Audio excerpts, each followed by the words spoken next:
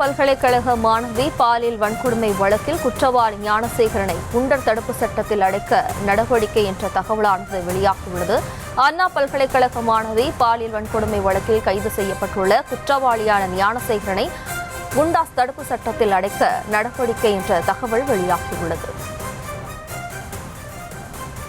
அண்ணா பல்கலைக்கழக பாலியல் வழக்கில் கைது செய்யப்பட்டுள்ள குற்றவாளியான ஞானசேகரன் மீது குண்டர் தடுப்பு சட்டத்தில் அடைக்கப்பட உள்ளதாக தகவல் வெளியாகியுள்ளது. தொடர்பான கூடுதல் விவரங்களை தருவதற்காக நமது செய்தியாளர் சுதர்ஷன் இணைகிறார். வணக்கம் சுதர்ஷன், விவரம்.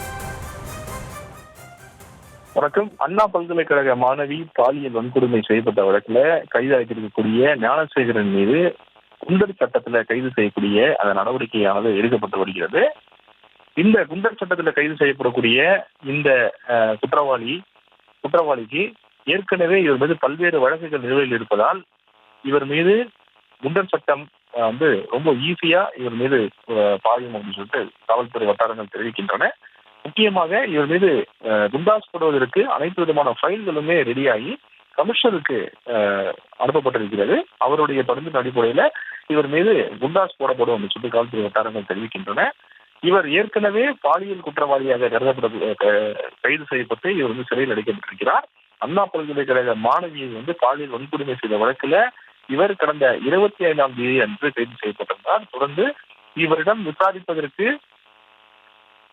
நீதிமன்றத்திலுமே மனு தாக்கல் பண்ணியிருக்கிறாங்க, கஸ்டடி எடுத்து விசாரிப்பதற்கு. அந்த கஸ்டடி கிடைத்தால் இன்னும் மேலும் பல தகவல்கள் இவரிடம் வரக்கூடும். அது மட்டும் இல்லாம மேலும் பல்வேறு நபர்கள் இவர் மீது புகார் கொடுக்கவும் இருப்பதாக தகவல்கள் சொல்லப்படுகிறது. இந்த நிலையில தான் இவர் மீது குண்டர் சட்டமும் பாயப்படும் அப்படின்னு சொல்லிட்டு தகவல்கள் சொல்லப்படுகிறது. அதன் காரணமாக குண்டர் சட்டத்திலே கைது செய்யக்கூடிய நடவடிக்கையும் எடுக்கப்பட்டு வருகிறது. அதாவது அனைத்து விதமான ஃபைல்களுமே தயாராகி வருகிறது.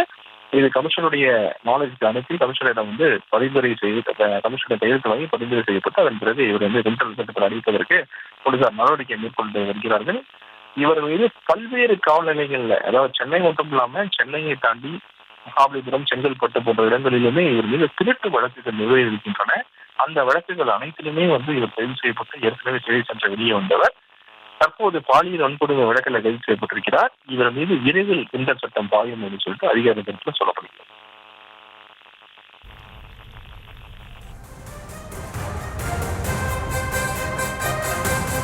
விவரங்களுக்கு நன்றி சுதர்ஷன்.